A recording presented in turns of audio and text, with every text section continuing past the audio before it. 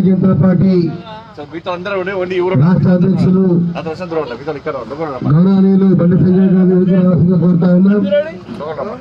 అలాగే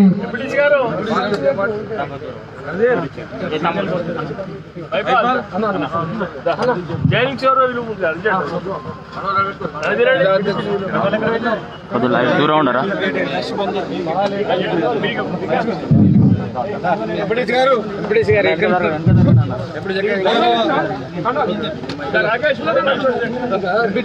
అధ్యక్ష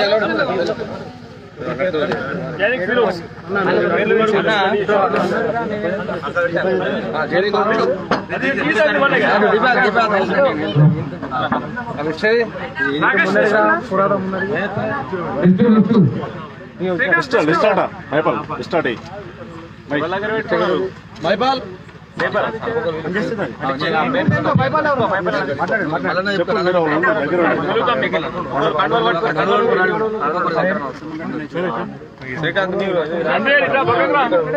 గడ్డ తిరుపతి రెడ్డి ఎన్ఆర్ఐ గడ్డం తిరుపతి రెడ్డి ఎన్ఆర్ఐ గడ్డం లక్ష్మణ్ రెడ్డి గడ్డం లక్ష్మణ్ రెడ్డి ఎన్ఆర్ఐ అట్టుకు Satyamreddy NRI Chintalapalli Munender Reddy KNR Palkar club senior athletic vice president Gadda Sanjeev Reddy NRI Deepireddy Manohar Reddy NRI Gaddam Damodar Reddy NRI Gaddam Srinivasareddy NRI Maripalli Tirupati NRI Gaddam Swamireddy software engineer Darshanala Srikanth Katkam Ravi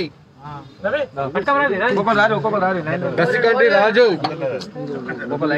Chityal Anil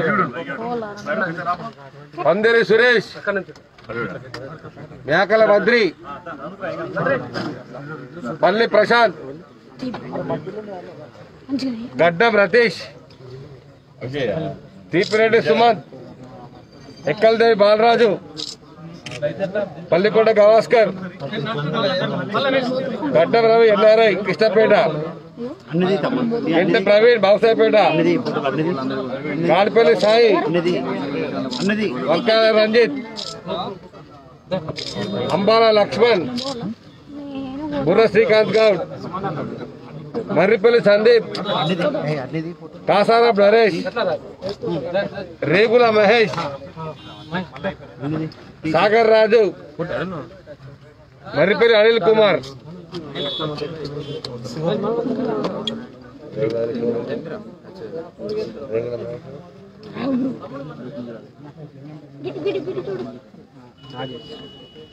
Chandragiri Rajesh Lingampet Suresh Gogula Venkatesham Gogula Vinod దుంగోల Gangaraj Gogula Vishnu ఉక్కిల Rambabu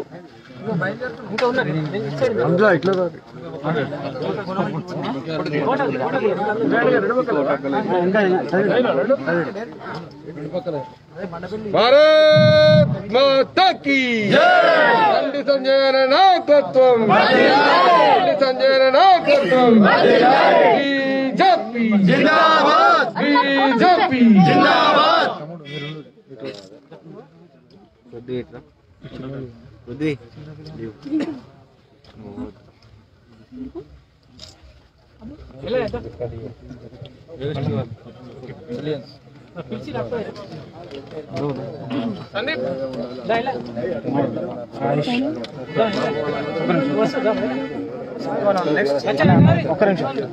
అందరూ పిలిచిర్రు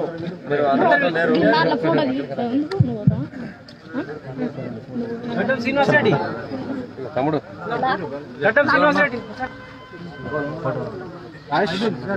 శేఖర్ రెడ్డి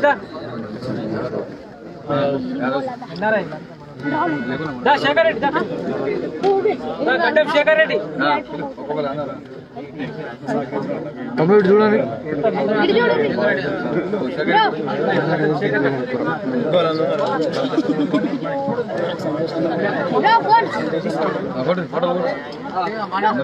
అన్న కొంచెం చూడరు ఒకసారి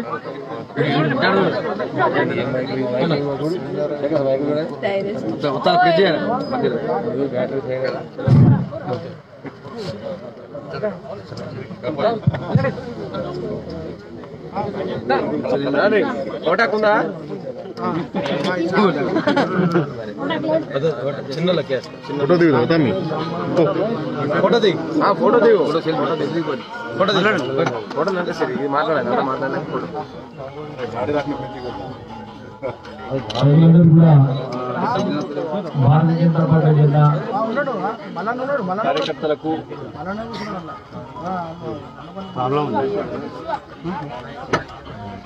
అందరూ కూడా స్వాగతం పలుకుతామా. సమయం బాగైంది, దయచేసి 5-6 గంటల కార్యక్రమం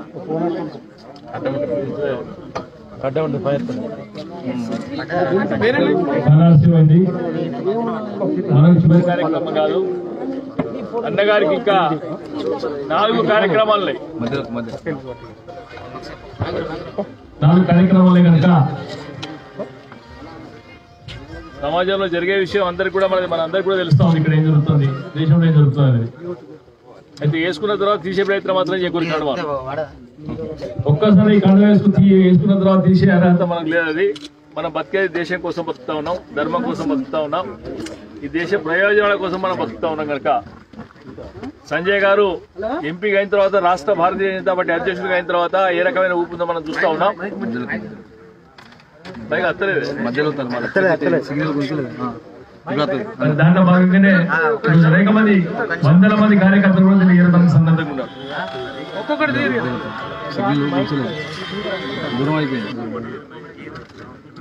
సమయం తక్కువ ఉంది కనుక అది కొంచెం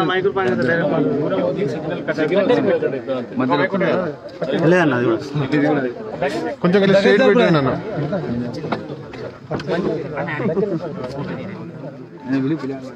వాడిని మాట్లాడాల్సిందిగా కోరుతా ఉన్నాం.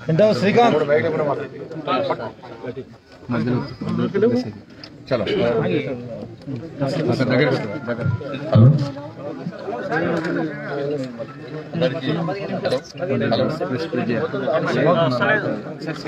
అది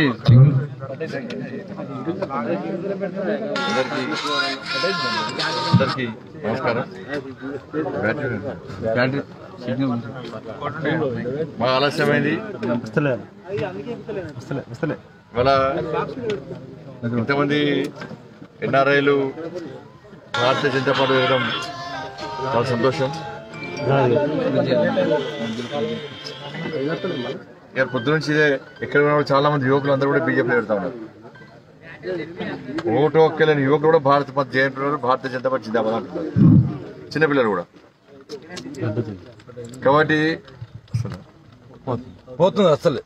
అందుకే ఆలస్యమంది ముందుగా ఆలస్యమందుకు మీద క్షమించాల్సిన కొడతా ఉన్నారు. వాళ్ళ ఎన్ఆర్ఐలు చేరుతా ఉన్నారు. మన రాష్ట్ర ముఖ్యమంత్రి ఎన్ఆర్ఐ గురించి ఏమాట్లాడడం మీ అందరికీ తెలుసు. దగుల్బాజీ ముఖ్యమంత్రి మన ముఖ్యమంత్రి, బట్టెబాజీ ముఖ్యమంత్రి మన ముఖ్యమంత్రి. అవునా కాదా? ఇక చూడండి చక్కగా చెప్పాము. ఆస్కార్ అవార్డు కాదు, ఢిల్లీ వేండు. నేను ఢిల్లీ వేండు ఇప్పుడు అదే చెప్తున్నా. ఇక రేపు కోతలు కోస్తారు. ఇక కోతలు రాయాడు నన్ను నరేంద్ర మోడీ బాగా మెచ్చుకోవడానికి పేపర్కి ఇస్తాడు. పేపర్ వల్ల వస్తాడు. లోపల ఏం జరిగిందో తెలుసా? నాకు తెలుసా?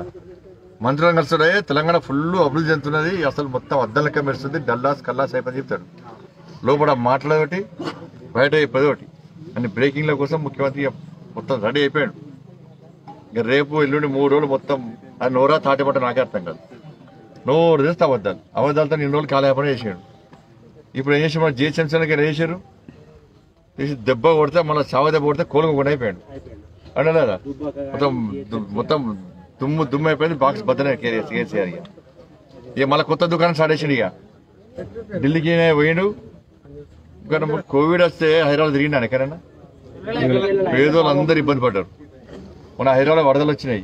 పోయిండి ఎక్కడికైనా పోలే 10,000 రూపాయలు ఇస్తాడు 10,000 రూపాయలు ఇవ్వాలి హైదరాబాద్ ఇవ్వాలి వదలలేము ఇంకా ఇవ్వాలి మరి వరంగల్ కూడా ఇచ్చాడు వరంగల్ కూడా వర్షాలు పడ్డాయి మొత్తం వరంగల్ అంతా మునిగిపోయింది ఇచ్చినాడా ఈ వెమ్లవాడ నియోజకవర్గం నేనే వచ్చిన 2 సార్లు వర్షాలు పడితే మరి ముఖ్యమంత్రి వచ్చిండా ఇక మీ ఎమ్మెల్యే ఎట్లా రావాలనుకో మీ ఎమ్మెల్యే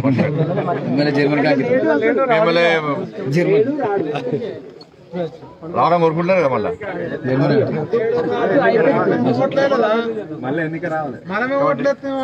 అదే చెప్తాను అందుకే ఓట్లప్పుడు ఆలోచించాలి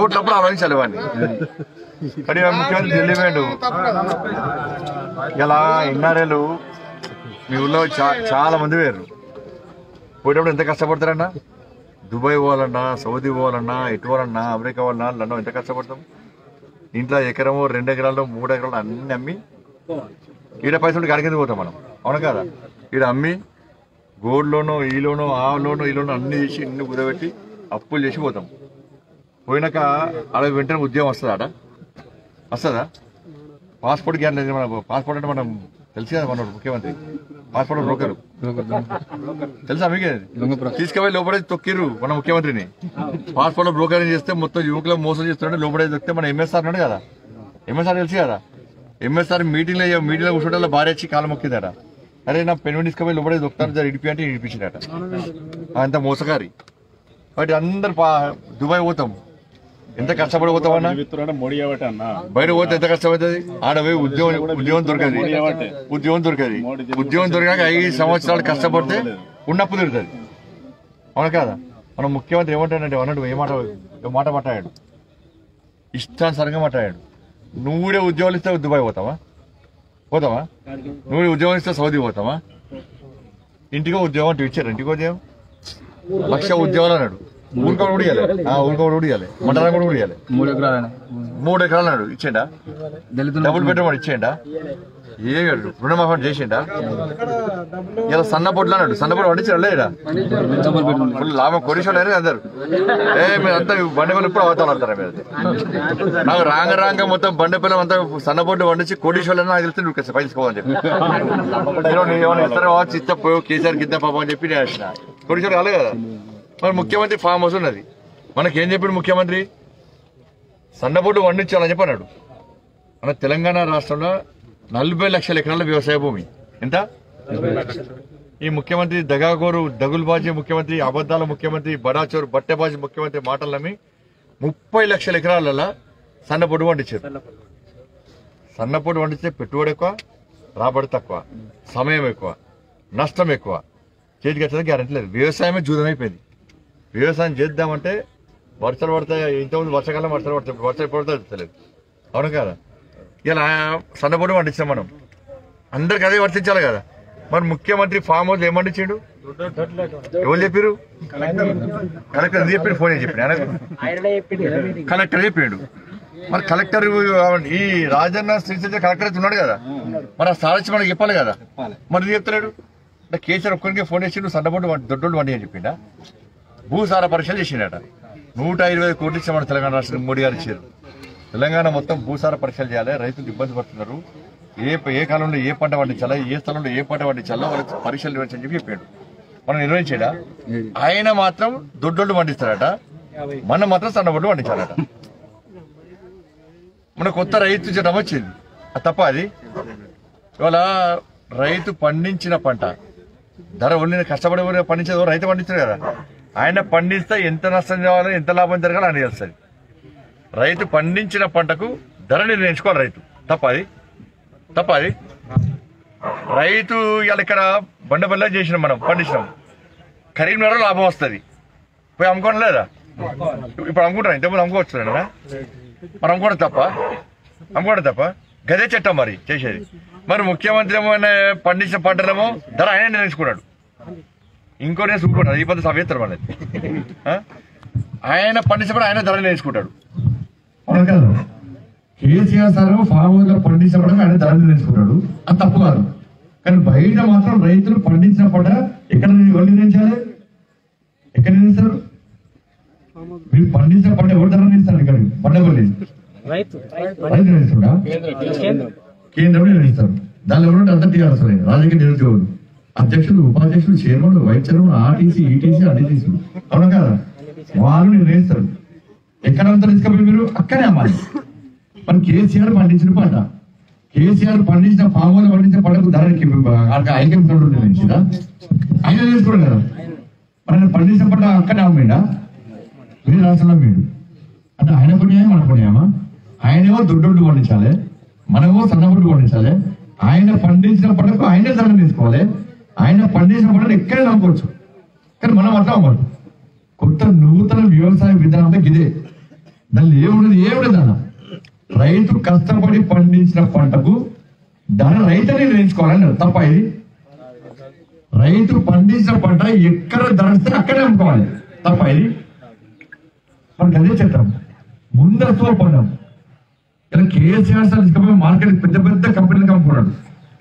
ఇలా పెద్ద పెద్ద కంపెనీలు మీ ఊరికి రావాలా వద్దా? వస్తే ఉద్యోగాలు వస్తాయా రావా? రైతు కోటీశ్వరుడు లక్షాధికారి దాకా లక్షాధికారి కావాలని రైతు కొడుకుంటాడు, అప్పులు తింటారు అనుకుంటాడు, పెట్టుబడి వస్తారు అనుకుంటాడు. అవును కదా? ముందస్తు ఒప్పందం అంటే కదా. చిన్న ఉదాహరణ చెప్తాను. అన్న నాకు 10 ఎకరాలు నాది, ఈ అన్నకు 10 ఎకరాలు నాది. 10 ఎకరాలలో పంట పండిస్తాడు, ఇది పండ్లు పండిస్తాడు అనుకో. నేను కంపెనీ నేను వచ్చి అన్నతో అగ్రిమెంట్ ముందు చేసుకున్నా. అన్న నీకు 10 ఎకరాలు నాది కదా, నాకు లీజ్కి నేనే మొత్తం ఏ సంబంధం జాగా మాత్రమే ఇది నేనే పండిస్తా, మొత్తం పంటతో నేనే పండిస్తా. నీకు ఒక్క సంవత్సరం ఉంటుంది, ఒక్క సంవత్సరానికి ఎంత కావాలని అడతాను నేను. ఆయన ఏమంటాడు ముందు అనుకుంటాడు కదా, అన్న ఒక్క సంవత్సరానికి 5 రూపాయలు అని అంటాను. నేను వేసి అగ్రిమెంట్ చేసుకుంటా 5 రూపాయలు, 5 రూపాయలు అగ్రిమెంట్ చేసుకుంటా. పంట చేతికి వస్తుంది. వచ్చినాక ఏమవుతుంది? 5 రూపాయలు ఇవ్వాలి. నేను అగ్రిమెంట్ రాసుకున్నా, ముందు అడ్వాన్స్ ఇచ్చిన. పంట చేతికి వచ్చాక సంత్ర కరీంనగర్లో 10 రూపాయలు రేటు. అప్పుడు ఏం చేస్తారు తెలుసా ఆయన? చలో అన్న సంజయ్ అన్న నాకు కరీంనగర్లో 10 రూపాయలు ఇస్తాడు, నేను నీతో ముందే 5 రూపాయలు ఒప్పుకున్నా. మన నష్టం జరుగుతుంది. ఎట్లా అంటే క్యాన్సల్ అన్నాడు ఆయన. అప్పుడు క్యాన్సల్ అయ్యా. ఈయనకు ఎక్కడ పంట లాభం వస్తే కరీంనగర్లో 10 రూపాయలతో 10 రూపాయలు, హైదరాబాద్ 20 రూపాయలు వస్తే హైదరాబాద్ అనుకోవచ్చు. నా అగ్రిమెంట్ క్యాన్సల్ అయ్యి మళ్ళా కేసులు గీసులు ఏమున్నాయి. నేను తప్పంటే నా మీద కేసు. మళ్ళీ రైతుకే న్యాయం జరగాలి. రైతుకు 5 రూపాయల అగ్రిమెంట్ అయినప్పటికీ కూడా అగ్రిమెంట్ క్యాన్సిల్ చేసుకొని తనకు ఎక్కడ ధర ఎక్కువ వస్తే అక్కడ అమ్ముకునే స్వేచ్ఛ ఇస్తాం. ఇది తప్ప ఇది తప్ప ఇది. ఒకవేళ నేను ఆయనకి ఏమనుకో నా మీద కేసు అవుతుంది. ఈయన పోయి కాంప్లైంట్ ఇస్తే 3 రోజుల పాటు కేసు అవుతుంది నా మీద. ఒకవేళ 5 రూపాయలు అమ్ముకున్నాడు అనుకో, 3 రోజుల లోపల ఏ పంటన కానీ పైసలు మొత్తం రైతు అకౌంట్లో పడాల్సింది. 3 రోజుల పాట పడకుంటే కేసు అవుతుంది. ఇది తప్ప, ఇది తప్ప. ఇది వ్యవసాయ చట్టం అంతా ఇదండి, వేరే ఏం లేదు. ఇలా రైతు పండించిన పంటకు తననే ధర నిర్ణయించుకోవాలి. రైతు పండించిన పంట ఎక్కడ తెలిస్తే అక్కడ అమ్ముకోవాలి. రైతుకు లాభం చేయడానికి ముందస్తు ఒప్పందం కుదుర్చుకోవచ్చు అవకాశం ఉంటే. ఇది తప్ప దాన్ని ఏం లేదు. దీన్ని తప్పు. ఎందుకంటే రైతు మంచిగా ఉండాలని కోరిక ఎవరికి లేదు, ప్రభుత్వాలకు లేదు. మీరందరూ ఓటు దేనికేస్తారు? మంచిగా అయితే పూర్తికేస్తారు. కాబట్టి పూర్తికేదని చెప్పి మళ్ళా అన్న గిన్ని రోజులే ఎక్కడైనా తెలంగాణ రాష్ట్రంలో రైతులు రోడ్డుకి ఎక్కి ఈ చట్టం వద్దని ఎక్కడ గొడవలు చేసింది? ఎక్కడైనా చేసిందా? మరి కేసీఆర్ సార్ చేసింది ఎక్కడైనా? టీఆర్ఎస్ పార్టీలు మీ బడ్డపల్లి గ్రామానికో, వెమ్లవాడికో, కరీంనగర్కో, వరంగల్లో ఎక్కడ టీఆర్ఎస్ జెండా పెట్టి ఈ చట్టం వద్దని గొడవ చేసింది ఎక్కడైనా? మరి నేనేం చేసిండే? నేనేది రావాలి? నేనే గొడవ కొట్టినా కేసీఆర్ సార్. జిహెచ్ఎంసీ కల్లా ఓడిపోయాడు. బండపల్లి అబ్బా కేసీఆర్ దిమ్మ తిరిగిన మైండ్ బ్యాక్ అయిన బాక్స్ బద్ద కొట్టారు బీజేపీ పోయి అని అందరూ ఆలోచన లేదా? మన మైండ్ డైవర్ట్ చేయడానికి, దృష్టి మలచడానికి మనకు కొత్త తీసుకొచ్చింది కాదు. సరే పంజాబ్ లో ఢిల్లీ అవుతుందో, ఢిల్లీ ఏమవుతుందో మనకు సంబంధం లేదు. ఇక్కడ అయితే ఇక్కడ రైతులకు అన్యాయం జరిగింది. అన్యాయం జరిగే చేసే ప్రభుత్వం కాదు. అన్నకి విమలవాడలని తిరిగినాయి, వర్షాలు పడ్డాయి, వడగల వడబడ్డది, అక్కడ వర్షాలు వచ్చినాయి, పంటలు ఉడిపోయినాయి, పశువులు చచ్చిపోయినాయి, ఇల్లు ఊళ్ళాయి, మనుషులు చనిపోయారు. ఎక్కడ ఒక్క రోజు టీఆర్ఎస్ వాళ్ళు నష్టపడిన 6 సంవత్సరాలు అనేక సందర్భాలు వర్షాలు పడ్డాయి. ఎక్కడైనా ఒక్క రైతు కుటుంబానికి ఒక్క పైసా ఇచ్చిరన్నా 6 సంవత్సరాల? ఎందుకు ఏరు? మరి హైదరాబాద్ ఇచ్చిండు ఎన్నికలు కదా, మళ్ళీ జరిగా లాస్ట్ కు ఎన్నికలు వచ్చాయని చెప్పి నా సంతకాన్ని పోర్చర్ చేసాడు. మూర్ఖుడినే దొంగ సంతకాలు పోతే పాస్పోర్ట్ గిట్ట దొంగ సంతకాలు పెట్టి మొత్తం పంపితే చేతిలో పడుతుంది. నా సంతకాన్ని పోర్చర్ చేసాడు. పోర్చర్ చేసి నేనే 10,000 ఆపినాడు. ఆపుతాను 10,000 నీకు ఇచ్చే చేతగాక ఎన్నికలు పెట్టావు. ఎన్నికలు ఎప్పుడైతే పెట్టాలి? 10,000 అందరికి ఇచ్చి పెట్టాలి కదా. ఆ 10,000 కూడా అంతా టీఆర్ఎస్ 5,000 కమిషన్ చేయండి. వాళ్ళు కూడా యజా రాజా తప్పజా, ఆయన బ్రోకర్ వీళ్ళు బ్రోకర్లే. 10,000 రూపాయలు అయితే 5,000 కార్పొరేట్ చంపారు, ఇంకా 5 రూపాయలు 3,000 రూపాయలు ఇచ్చి కొంతమందికి. ఇలా హైదరాబాద్ ఇబ్బంది వస్తే హైదరాబాద్ లో ముఖ్యమంత్రి రాలే, బండపల్లి ఇబ్బంది వస్తారు, బండపల్లి ఇబ్బంది వస్తే ముఖ్యమంత్రి వస్తారా? ఇబ్బంది రాడు. వాళ్ళ మంత్రకే దొరుకుతాడు, మనకే దొరుకుతాడు, ఒక్కరికి దొరుకుతాడు, ఓవేసి మాత్రం దొరుకుతాడు. వాడు రాత్రి వేణా దొరుకుతాడు, వీడు పొద్దున దొరుకుతాడు, నడుచుకుంటే వేణా దొరుకుతాడు, హెల్మెట్ పెట్టుకుని వెళ్తాడు, పండుకుంటే బొల్లు కూడా వేణా ఇద్దరు పోతారు అన్నమాట. వాణి మాత్రం అప్పుడు పండిస్తాడు, మనకి మాత్రం ఇయ్యాడు. ఇక ముఖ్యమంత్రి కట్టున్నాడు, మీ ఎమ్మెల్యే కట్టున్నాడు అంతే. ముఖ్యమంత్రి దొరుకుతాడు, మీ ఎమ్మెల్యే దొరుకుతాడు. మీ ఎమ్మెల్యే వస్తాడా? ఫోన్ చేశారు ఓకేనా? ఫోన్ చేశారు ఓకేనా? ఇక్కడ పంపుతారా మరి? ఇక్కడ పంపిరా? ఏం పంపారా? ముఖ్యమంత్రి పంపుతాడు, పాస్పోర్ట్ ఏజెంట్ కాదు. కాబట్టి ఇట్లా అందరు మోసం చేసే ముఖ్యమంత్రి. అందుకే ఢిల్లీ వెంట రేపటి అబద్ధాలు పోతానే ఉంటాడు. ఇక చెప్పింది ఉన్నది లేనట్టు, లేదు ఉన్నట్టు అన్ని చెప్తాడు. అందుకే తెలంగాణ రాష్ట్ర వ్యాప్తంగా మన జిహెచ్ఎంసీ ఎన్నికల్లో ఏ విధంగా ఫలితాలు వచ్చాయో అందరూ ప్రతి ఒక్కటే, అబ్బా ఈ టీఆర్ఎస్ పార్టీ గుణపాఠం చెప్పే పార్టీ ఒకటి వచ్చింది, అది భారతీయ జనతా పార్టీ. కోట్ల రూపాయలు ఖర్చు పెట్టినా, కోట్లకి 5,000 రూపాయలు ఇచ్చి 10,000 రూపాయలు ఇచ్చింది. ఇక లాస్ట్ కు హైదరాబాద్ లో కొన్ని డివిజన్స్ అంటే పైసలు తీసుకోవాలంటే వాళ్ళు ముగిరలే. ఇక బస్తాలు చిన్న బస్తాలనే పైసలు తీసుకపోవడం వాళ్ళు అందరికి ఇచ్చిన పైసలు గన్ని కోట్ల రూపాయలు వచ్చాడు. అందరు వేసిన పైసలు తీసుకోవడం గుద్దే కన్నా గుద్దేది. ముఖ్యమంత్రి ముక్కు మీద గుద్దుతే గద్దం వీకెక్కడ అంత ముక్కు లేకుండా అట్లా గుద్దుతే తిరిగిపోయి. అందుకే మనం స్పీచ్ ఇచ్చిండు హైదరాబాద్. ఇచ్చిన స్పీచ్ ఏమైనా నన్నంటారు నష్టపెట్టి కొడతారట. నేనేమన్నా పెట్టాను, నువ్వు నష్టపెడితే దాన్ని జెండు బాంబు పెట్టి కొడతాను. నష్టానికి జెండు బాంబు కూడా యాడ్ చేస్తాను చెప్పిన, రోగాలు పండుగ కూడా ఇస్తాను చెప్పిన. లాస్ట్ ఈయన కొడతారు మన ఊరి తెలియదు. ఇంకా నాకు వేములవాడలో బండ పనులు కూడా వస్తారు, బండి సంఘానికి తెలియాలి. సార్ అచ్చుడే కదా. మీరందరూ నాకు అండగా ఉండాలని చెప్పి నేను ధర్మం కోసం కొట్టాడుతున్నా, సమాజం కోసం కొట్టాడుతున్నా, మీ అందరు ఐక్యత కోసం కొట్టాడుతున్నా. అందుకే హైదరాబాద్ అందరూ ఓటు బ్యాంక్ మారారు. భాగ్యలక్ష్మి గుడి దగ్గరికి వెళ్ళాను, అమ్మవారి నమ్మకం పోయినా, రా కేసీఆర్ నా సంతకాన్ని పూర్తి చేసినావు కదా, నువ్వు రా ప్రమాణం చేస్తున్నా అంటే ప్రమాణం చేసి రాలే. కాక నేనట రెచ్చగొడుతున్నాను. ఇంకా రెచ్చగొట్టనే స్టార్ట్ చేయాలి. భయపడతాను కేసీఆర్. ఇప్పుడే ఎవరికే కేసీఆర్ గా? కేసీఆర్ కు కరోనా రాదు, కరోనాకే కేసీఆర్ వచ్చింది. కేసీఆర్ కరోనా రాదు, అబ్బో గట్టి ఉంటాడు మనిషి. ఉంటే సన్నగా పక్క ప్రాణంగానే గట్టి ఉంటాడు. ఏం చేయాలని చెప్తారు కదా, ఏం చేయాలని చెప్తారు కదా. అందుకే కరోనా రాదు, కరోనాకే కేసీఆర్ వస్తాడు. కరోనా కంటే పెద్ద వ్యాధి మన కేసీఆర్. కరోనా భయపడే ఇంకా కరోనా 10 రోజులు దిగుతుంది. కేసీఆర్ 6 సంవత్సరాలు ఉండవచ్చు ఆ వ్యాధి, ఇంకా 3 సంవత్సరాలు వ్యాధి. అందుకే ఒక బాబంతా తగ్గించిపోయాడు కేసీఆర్, మాటలు ఇంత తగ్గించిపోయాడు. ఇక భయం లేదు. ఇక ఇంకా 3 సంవత్సరాలు భరించాడు అంతే. అంటే ఆలోపల విక్టర్ కావచ్చు, అంటే ఆయన విక్కాడు, ప్రభుత్వం విక్టర్ కావచ్చు. ఎందుకంటే లొల్లి స్టార్ట్ అయిన వాళ్ళే. అలా ముఖ్యమంత్రి ఎవరు కావాలి? సంతోషం ముఖ్యమంత్రి కావాలన్నా, కేటీఆర్ ముఖ్యమంత్రి కావాలన్నా, కవితక్క ముఖ్యమంత్రి కావాలన్నా లొల్లి స్టార్ట్ అయింది. ఇక ఎప్పుడైనా ఏమైనా జరగదు. ఈయన మూడలే, ఈయన బీక్ పెట్టాలి, ఆయన బీకలే, వాళ్ళే బీకరు. ఇక కాబట్టి ఇక 3 సంవత్సరాలు ఇబ్బందులు భరించాలి, పోలీసులు ఇబ్బందులు భరించాలి, కేసులను భరించాలి, తెలంగాణ ఉద్యమం భరించాలి. మనం అందరం భరించలేదు, మళ్ళీ భరించాల్సింది. 3 సంవత్సరాలు భరించాల్సిందే. 3 సంవత్సరాల మన ఏమని కూడా అటువంటి ప్రభుత్వం వస్తుంది. 2023లో 80% భారతీయ జనతా పార్టీ ప్రభుత్వం 80% వస్తుంది. అధికారం కోసం కాదు, పేదలకు న్యాయం జరగాలంటే, ధర్మం కాపాడకూడాలంటే, తెలంగాణ రాష్ట్రం అభివృద్ధి చెందాలంటే. కాబట్టి అందరు కష్టపడి పనిచేయండి. తప్పుడు ప్రజలు నమ్మద్దు, మాయ మాటలు నమ్మద్దు, కేసీఆర్ అబద్ధాలు నమ్మద్దు, టీఆర్ఎస్ పార్టీలో దగ్గులబాజీ మాటలు అసలు నమ్మద్దు. పక్కన చెప్పకూడదా కేసీఆర్ బతుకు బర్బాద్ చేస్తా. ఇవాళ తెలంగాణ రాష్ట్ర ప్రజలు ఏ విధంగా బిచ్చ బతికేస్తాడో అంతకంటే ఈయన బతికేస్తా. కేసీఆర్ ఇష్టపడే ప్రసక్తి లేదు. నమ్మకం ఉంది కదా నా మీద, అంటే కొట్టాడుతున్నాం కదా, ఇంకా కొట్టాడతా. కేసీఆర్ వదిలిపెట్టే ప్రసక్తి లేదు. అవినీతి బండాలను పెట్టుకుంటాం, కేసీఆర్ సంగతి చూస్తాం. కాబట్టి అందరు కలిసి ఉండాలి, మీరందరూ కలిసి ఉండాలి. ఇంతమంది ఎన్నైనా ఏమవసరమైన బీజేపీ అవసరం అలాగే మళ్ళీ పైన పెట్టుకున్నారా, అప్పులు తీసుకున్నారా? కనుక ఆలోచన వచ్చింది, ఎస్ మనము సమాజానికి ఏదో ఒకటి చేయాలి. తెలంగాణ రాష్ట్రం కష్టపడి సాధించుకోవాలి, తెలంగాణ రాష్ట్రానికి ఏదో చేద్దాం, మనం న్యాయం చేద్దాం. కాబట్టి అట్లా ఆలోచించి అందరూ కూడా, మీరందరూ కూడా భారతీయ జనతా పార్టీ సంతోషం. మీ అందరూ కూడా భారతీయ జనతా పార్టీ తరఫున మీ అందరికీ హృదయపూర్వక స్వాగతం పలుకు. అందరు కలిసి ఉందాం, కలిసి పోరాటం చేద్దాం. తెలంగాణ రాష్ట్రంలో గోల్కొండ కింద మీద ఏ జెండా ఎగరాలి? కాషాయపు జెండా ఎగరాలా, పచ్చ జెండా ఎగరాలా? పక్కా కదా. కాషాయపు జెండా ఎగరాలంటే కాషాయపు జెండా కోసం మనం పనిచేయాలి. బండపల్లి ఒక్కడ అనుకుంటే కాషాయపు జెండా ఎగురుతాను అనుకోదు. బండపల్లి నుంచి కాషాయపు జెండా పట్టుకొని గోల్కొండ ఎగరాలి మనం. అవును కదా. అట్లా అందరు కలిసి గట్టిగా పనిచేయాలని చెప్పి మీ అందరిని కోరుకుంటూ మళ్ళీ తెలుసా మనం అన్ని విషయాలు చెప్తా. అందరికీ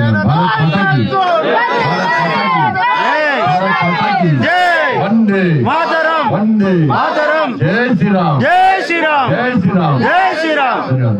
తొందర పడితే ఇంకా 4 ప్రోగ్రామ్స్ ఉన్నాయన్న.